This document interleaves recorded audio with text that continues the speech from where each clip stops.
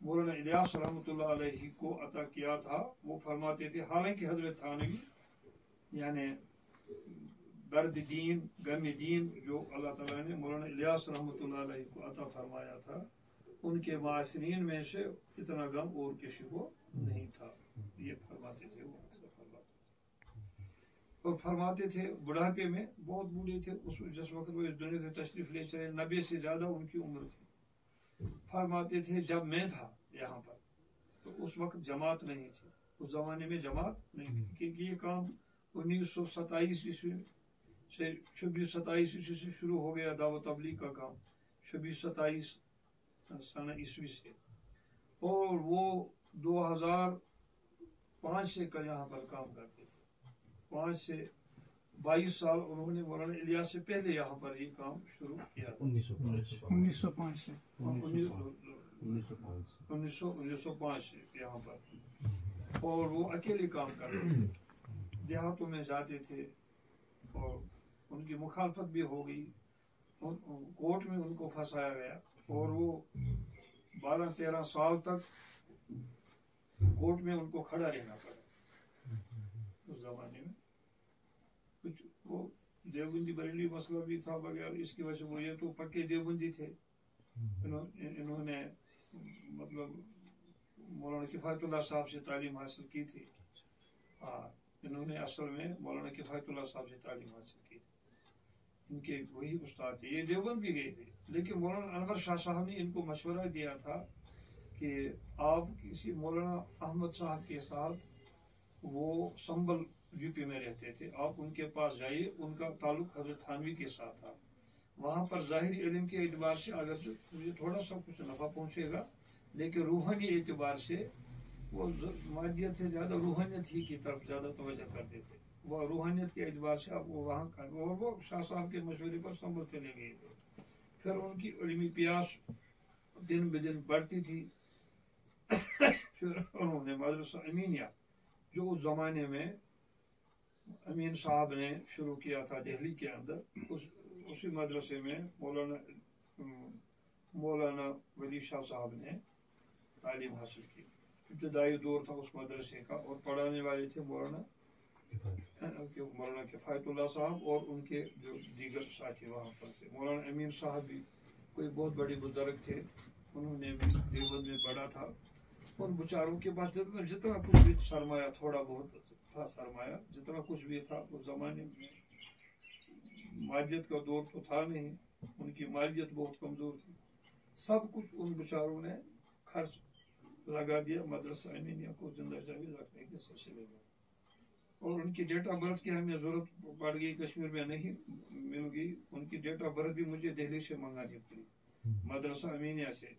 उनके बड़े बेटे अब्दुल-रहमान साहब प्रोफेसर थे दिल्ली के अंदर, जवाहरलाल यूनिवर्सिटी में थे, वो अरबी के प्रोफेसर। हमें उनकी मौत हादसाती थी, क्या था तो उसका कुछ हमें ज़्यादा इल्म नहीं है। तो बहरहाल उनकी दस्तखाकी को यहाँ पहुँचाया गया, जनाज़ा नमाज में हमने शिरकत की। तो उन्होंने वहाँ से मुझे उनका वो रिकॉर्ड निकाल कर उसकी फोटो स्टेट कापी दी। फिर उनकी वो किताब जो हमने लिखी, मौलाना इलियास की दीनी दावत और कश्मीर, मौलाना इलियास की दीनी दावत और कश्मीर के हवाले से वो किताब हमने 2012 में लिखी थी, मौलाना इलियास की दीनी दावत। इकबाल साहब सानक जाती थी, इतनी तेज हवाएं वहाँ पर चलती थी उस जमाने में, वो चले गए वहाँ पर। तो कुछ लोग यहाँ से वहाँ चले गए। मौलाना यूसुफ साहब उन्होंने एक जमात कश्मीर भेजी, और फिर फरमाया वो कश्मीर वालों, मेरे जब वो वहाँ पर पहुँचे वापस मेरे नज़दीक आ जाओ, मुझे कश्मीर की कारगुजारी सुनाओ, क्या कश्मीर में क्या हो रहा है। तो उन्होंने कहा कश्मीर के लोग बड़े अच्छे हैं, उनकी कुछ तारीफें करने लगे। कहा कैसे, फिर आपने वहाँ से अपने साथ लाया क्या, जमात कहाँ है आपके साथ, आपने कोई जमात निकाली वहाँ से। तो उन्होंने कहा हजरत वो बड़े मुखलिस लोग हैं, उन बेचारों ने ये इरादा किया कि सरमा का मौसम ख़त्म हो जाएगा तो हम गर्मा के मौसम में यहाँ पर कुछ मतलब ज़्यादा गर्मी होती है, तो उस ज़माने में हम वहाँ पर आएंगे, सर्दी के मौसम में नहीं आएंगे। तो उस ज़माने में वहाँ पर काम का मौसम होता है, सर्दी के ज़माने में वहाँ पर ज़्यादा कारोबार होता है। तो تو मौलवी साहब ने फरमाया, हाँ सच फरमाया गया है, अगर तुम भी अपने काम की कुर्बानी देकर यानी जाते सरमा में वहाँ पर, तो वो भी अपने कारोबार को छोड़कर यहाँ पर आते। वो तो उनकी हर एक बात वो यकीन से बरी होती थी, तो वो भी यहाँ पर आते। आप लोगों ने अपने सीजन की कुर्बानी नहीं दे दी, लिहाजा उन्होंने भी आपके साथ यही शर्त जोड़ कर रखी, जब हमारा ये सीजन खत्म हो जाएगा तो हम उस सीजन में आ जाएंगे। तो डायमंड कट्स डायमंड, लोहा लोहे को काटता है। अगर आप भी ऐसी कुर्बानी देते तो वो भी कुर्बानी देकर यहाँ पर आते। तो उसके बाद उन्होंने दूसरी दफा भी यहाँ पर भेजा मुंशी आला दत्ता साहब। मुंशी आला दत्ता साहब एक बुजुर्ग थे, जो मुंशी थे, सरकारी मुंशी थे। उन्होंने अपनी नौकरी को छोड़ा था और फिर पूरी जिंदगी दावत तबलीग के सिलसिले में उन्होंने वक्फ की थी। उनको यहाँ पर कश्मीर में भेजा तो वो पूरे जेके में घूमे उस जमाने में, पैदल, और पैदल सफर करते थे, दिन रात चलते रहते थे। और उसी जमाने में हिंदुस्तान और पाकिस्तान की जंग भी शुरू हो गई। 1964-65 की बात यह है। तो वो रोते रोते यहाँ से वापस चले गए। वो बहुत परेशान हो गए जंग की वजह से। वो रोते थे कि फरमाते थे इधर से भी लोग मरेंगे, उधर से भी लोग मरेंगे। बड़े साहिब दिल आदमी थे वो। तो उन्होंने असल में कश्मीर में काम शुरू किया है। और कश्मीर में बारामूला में मरकज बनने का बुनियादी सबब क्या है? सबब यह है मौलाना अब्दुल वली शाह साहब कि वो हजरत थानवी के खलीफा थे। तो उन्होंने मुंशी अला दत्ता साहब को पहचाना, और मुंशी अला दत्ता साहब, एक दफा मुंशी अला दत्ता साहब बारामूला मालिक जलाल साहब में बयान फरमा रहे थे। उन्होंने देखा कि पीछे किसी की तरफ से एक मौलवी साहब बैठे हुए हैं। फरमाया वो कौन है? ये मौलवी अब्दुल वली शाह साहब हैं। लोगों ने कहा कि हजरत वही है। फरमाया सच है, इनका नाम भी वली है और ये हैं भी अल्लाह के वली। ये बात फरमाई उनके मुंह। और मुंशी अला दत्ता वो उनकी बहुत तारीफ करते थे हमारे मौलाना अब्दुल वली शाह साहब।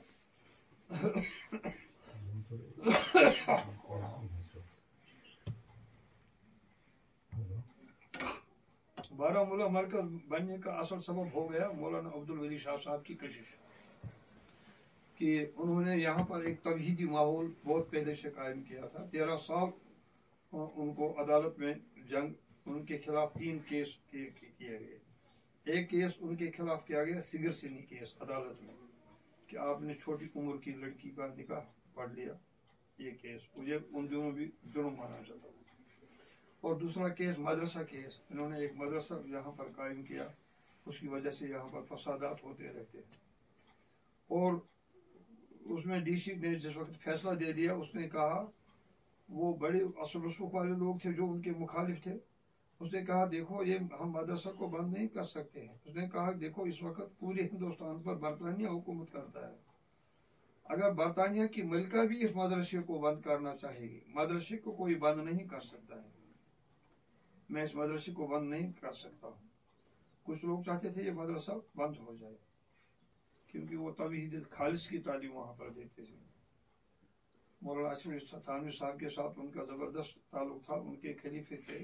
और उन्होंने एक बात उनके मुतलिक ऐसी फरमाई है जो हज़रत थानवी के पूरे लिटरेचर में मुझे किसी और खलीफे के मुतलिक नज़र से नहीं गुजरी। जब वे पहली दफ़ा उनके पास बैत करने के लिए चले गए, 1 साल तक उनके साथ खत किताबत होती रही। उस ज़माने में हज़रत थानवी के पास कोई शख्स ऐसे डायरेक्ट नहीं जाता था, उनको वो भेजते थे अमृतसर इस बरसगीर में उलमा का एक जंक्शन था, मरकज था। जितने उलमा होते थे, 500 मसाजिद होती थी अमृतसर शहर में, पंजाब में 500 मस्जिदें होती थी। और अहल हदीस साहिबान का भी यही पंजाब का इलाका उस जमाने में उनकी कारकर्दगी का यही मरकज था। वो उधर खूब घूमते फिरते थे। तो इसी तरीके से यानी वो उन्होंने फरमाया कि मदरसे को हम बंद नहीं कर सकते। हम अमेरिका बरतानिया भी इस मदरसे को बंद नहीं, हमारे पास कोई ऐसा कानून नहीं है कि हम किसी मदरसे को बंद करें। अंग्रेजों की हुकूमत थी। एक बात तय है, मौलाना अली मियां नदवी साहब रहमतुल्लाह अलैह फरमाते थे, एक बात अंग्रेजों के मुतालिक तय है, अंग्रेज जो कुछ भी है جیسے کچھ بھی ہے، ایک بات ہے آدابی حکمرانی جانتے تھے، آدابی حکمرانی جانتے تھے. ہندو اور انگریزوں میں یہ فرق ہے کہ ہندو لوگ آدابی حکمرانی نہیں جانتے، انگریز لوگ آدابی حکمرانی جانتے تھے، یعنی کہ کیسے ملک میں امن قائم رکھا جائے یہ بات انگریز لوگ خوب جانتے تھے. اچھا ہم پریشان ہوتے تھے، ہمیں وہ کہتے تھے لکھو مضمون دڑا، دہارس لکھو، دکاؤ لکھو. ہم حیران ہوتے تھے، اتنے بڑے بڑے لوگ ہیں، کسی بڑی بزرگ کے متعلق یہ ہمیں کچھ دکھاتے نہیں ہیں، کاؤ کے متعلق مضمون لکھو. دراصل وہ کہ سمجھدار لوگ جو تھے وہ کہتے تھے دیکھو یہ کوئی مذہبی جھگڑا نہیں اٹھانا چاہتے ہیں، ایک طرف سے ایک مذہب والے کو لائیں گے، دوسری طرف سے یہ ایسی گائے جو ہے وہ ہندو کے گھر میں بھی ہے، مسلمان کے کتا جو ہے وہ ہندو کے گھر میں بھی ہے، مسلمان کے گھر میں بھی ہے، بیل جو ہے ادھر بھی ہے، ڈاکیا جو ہے ہندو کی خدمت بھی کرتا ہے، دا پوسٹ مین تو اس کی بھی حکومت کرتا ہے. اے ہاؤس آن فائر، ایک جلتا ہوا مکان، اس کی وہ یہ مسلمان کا بھی مکان جل سکتا ہے. انگریز لوگ اس طریقے سے یہ مطلب چالاک لوگ تھے، کوئی ایسی بات نہ کہے جس سے کوئی فتنہ اٹھے، لوگوں کے درمیان کوئی اختلافی رائے پیدا ہو جائے.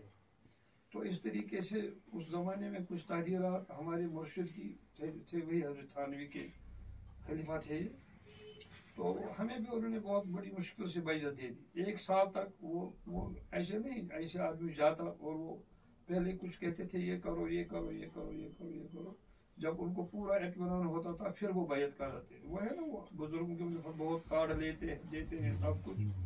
تو اس طریقے سے یہی ان کا طریقہ تھا مولانا عبدالولی شاہ صاحب.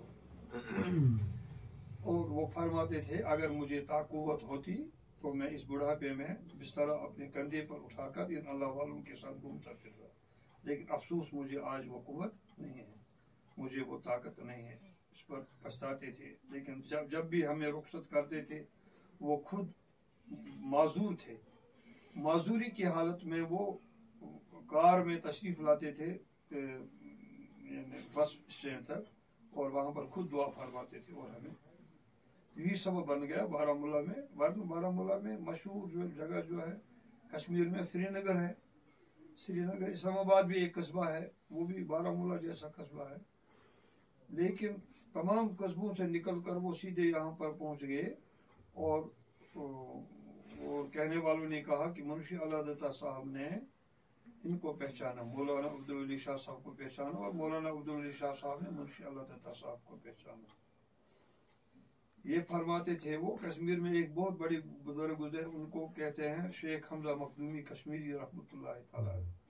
فرماتے تھے لوگوں کو مولانا عبدالولی شاہ صاحب یہ جو منشی اللہ دتا صاحب ہیں یہ اس درجے کے آدمی، جس درجے کے آدمی اپنے زمانے میں شیخ حمزہ مخدومی کشمیری تھے رحمۃ اللہ تعالی علیہ. انہوں نے کشمیر میں اسلام کو دوبارہ، یعنی اصل میں کشمیر میں جو ہے سنیوں نے اسلام پھیلایا، یعنی میر سید علی حمدانی رحمۃ اللہ تعالی علیہ جو تھے وہ سنی مسلمان تھے اور حمدان سے کشمیر تشریف لائے تھے. اس کے بعد 200 سال ایک آدمی یہاں پر شمس نام کا آ گیا، وہ تھا اہل تشریح. اس نے پہلے وہ یہ بھی نہیں بتایا کہ میں کس سلسلے کے ساتھ منسلک، اس کا وہ نوری سلسلہ کہلاتا تھا. نوری ایک اچھا مسلمان تھا، لیکن اس روپ میں وہ یہاں پر آ گیا، لیکن اصل میں اس نے شیعت یہاں پر قائم کی. اس زمانے میں شیعت کا مقابلہ کرنا کوئی معمولی بات، ان کے ہاتھ میں حکومت بھی تھی، نہیں کر سکتا تھا ان کا مقابلہ کوئی یہاں پر، اور لوٹ کھسوٹ بھی ہوتا تھا، زبردستی بھی ہوتی تھی. تو اس زمانے میں انہوں نے بہت کام کیا ہے شیخ حمزہ مخدومی کشمیری نے، اور فرماتے سنیت کو بچایا یہاں پر. ان کو جلا وطن بھی کیا گیا، 12-13 سال وہ سری نگر سے باہر رہے، اور انہوں نے اپنے خلیفوں کو بھیجا مغلوں کے پاس. یعنی اس کا پہلے ہندوستان کے ساتھ کشمیر کا جڑنا جو ہے اس کا ایک روحانی وجہ بھی ہے کہ اللہ کا نیک بندہ جو کام کرتا ہے اس کو کوئی توڑ نہیں سکتا ہے. تو اس زمانے میں انہوں نے یہ کہا، مغلوں کو دعوت دے دی کہ آپ یہاں پر آ جاؤ. وہ دہلی میں حکومت کرتے تھے. کہا کہ آپ لوگ یہاں پر آ جاؤ، لیکن ہمارے ساتھ ایک معاہدہ کرو، آپ لوگ ہماری مذہبی معاملات میں مداخلت نہیں کرتے، ہم سنی حنفی مسلمان ہیں، تو ہمیں اسی پر قائم رہنے دے دو، اس میں کوئی مداخلت نہیں ہوگی. تو ان شرطوں کے ساتھ انہوں نے اپنے کچھ خلفاء کو بھیجا وہاں پر. تو انہوں نے وہاں پر ایک ایگریمنٹ کیا. میرے پاس وہ ایگریمنٹ موجود ہے, اس کے تمام دفعات موجود ہے. پتہ چلتا ہے کہ وہ معمولی لوگ نہیں تھے, مذہبی تھے لیکن سیاست سے وہ بے خبر نہیں تھے. تو پھر یہاں پر مغل لوگ آگے, وہ عیاش قسم کے لوگ تھے, انہوں نے شیعہ سنی مسئلے میں کوئی مداخلت نہیں کی, حالانکہ اکثر وہ بذات خود سنی ہی تھے. اور جتنے اولیاء کرام یہاں پر آ گئے نا, جتنے اولیاء ہمدان سے, کھتلان سے, ایران سے آ گئے, سینٹرل ایشیا سے یہاں پر آ گئے, یہ سب بھی سنی ہی تھے, اہل سنت والجماعت کے ساتھ تعلق رکھتے تھے. اور یہاں پر آ گئے اور یہاں پر یہ کام کیا. اس لیے پورے ہندوستان میں, پاکستان میں اگر آپ دیکھیں گے, واحد ریاست ہے JK, جموں اینڈ کشمیر. یہ ایک واحد ریاست ہے جہاں پر اتنی سنیوں کی تعداد ہے, اور ایک ہی مسلک ہے, حنفی مسلک. حنفی مسلک ہے. پہلے تو وہ بذات خود اس کی آبیاری کرتے تھے, اس کے بعد جب زمانے کے اندر تغیرات آ گئی تو پھر دیوبند کی طرف رجوع ہو گیا. اور کشمیر میں ایک بہت بڑے بزرگ اٹھے, اللہ تعالیٰ نے ان کو پیدا فرمایا, مولانا انور شاہ صاحب کشمیری رحمۃ اللہ تعالیٰ علیہ. وہ یہاں سے جاتے جاتے دیوبند پہنچ گئے, اور مولانا محمود الحسن صاحب نے ان کو پہچانا. وہ یہاں سے نہیں گئے تھے دیوبند, اصل میں ان کا ارادہ تھا کہ وہ مدینہ منورہ میں زندگی کے جتنے دن ہیں گزاریں گے, کہ وہ کشمیر میں بھی رہنا پسند نہیں کرتے تھے. وہ کہتے تھے کہ یہاں پر لوگ خواہ مخواہ کے مسائل میں الجھاتے تھے ان کو, وہ مسائل میں الجھنا, وہ کچھ کام کرنا چاہتے, وہ کوئی یونیورسٹی بنانا چاہتے تھے. بہت بڑے عالم تھے مولانا انور شاہ صاحب کشمیر. تو مولانا محمود الحسن صاحب نے ان کو باہر نہیں جانے دے دیا, ان کو پکڑ کر رکھا دیوبند میں, اور پھر اپنی جگہ بٹھایا. وہ صدر مدرس تک کے عہدے تک انہی کے دور میں پہنچ گئے. اور جب ان کو ترک موالات کا فتویٰ دینا تھا انگریزوں کے خلاف, وہ تو لکھا ہی ہے مولانا انور شاہ کشمیری رحمۃ اللہ تعالیٰ علیہ. شاہ صاحب کی بہت قدر کرتے تھے. پھر ان کا نکاح بھی وہاں پر, بجنور ایک قصبہ ہے UP میں, وہاں پر ان کا نکاح سعید خاندان میں ہو گیا, بجنور میں. تو پھر شاہ صاحب دیوبند ہی کے ہو کر رہ گئے, وہ وہاں سے چلے نہیں. اور کچھ آخری کچھ اختلاف ہو گیا تھا, وہ کوئی انتظامی اختلاف تھا, وہ کوئی عقیدے کا اختلاف نہیں تھا. وہ مسئلہ یہ تھا, یہ کہتے تھے کہ بھائی کسی بوڑھے آدمی کو بناؤ یہاں کا محتمم, عمر رسیدہ آدمی جو ہو, تجربہ کار جو ہو, عمر کے اعتبار سے, علم کے اعتبار سے, تقویٰ و پرہیزگاری کے اعتبار سے جو ہو. تو اس میں شاہ صاحب کو کوئی خاص کامیابی نہیں ہو, شاہ صاحب چلے گئے. تو محتمم صاحب نے فرمایا, شاہ صاحب آپ زیادہ باتیں نہ کریں, آپ کو دیوبند کی ضرورت ہے, دیوبند کو آپ کی ضرورت نہیں ہے. تو یہ بات شاہ صاحب کو بہت شاک گزری, اور وہ وہاں سے چلے گئے. اور شاہ صاحب خود انوار الباری میں خود فرماتے ہیں, میرے پاس وہ لکھا ہوا موجود ہے, فرماتے ہیں کہ آج کے دور میں حق بات کہنا بہت مشکل ہے. میں نے ایک ہی دفعہ حق بات بولی تھی, مجھے 1000 میل دور پھینکا گیا. یہ فرماتے ہیں, لکھتے ہیں ڈابیل گجرات سے لے ڈابیل.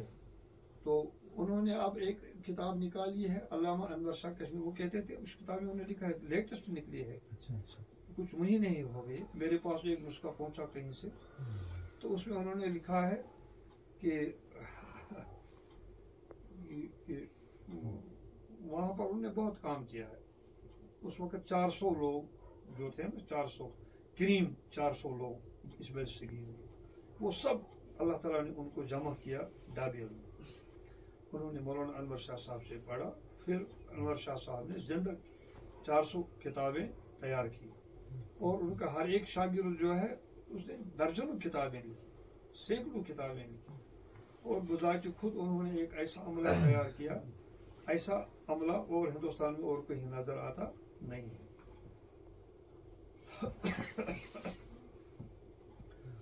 شاہ صاحب نے بہت کام کیا ادھر کشمیر, مولانا انور شاہ صاحب نے. پھر دراصل ان کو ایک مسئلہ زندگی میں خود بھی پیش آ گیا, اور وہ تھا قادیانیت کا مسئلہ. آج اگر قادیانیوں کے خلاف کوئی بات کہے گا, کوئی کمال کی بات نہیں ہے کہ اتنا لٹریچر موجود ہے. اس زمانے میں مولانا انور شاہ کشمیری رحمۃ اللہ تعالیٰ علیہ نے یہ کام کیا کہ انہوں نے سمجھو کہ نہیں لکھا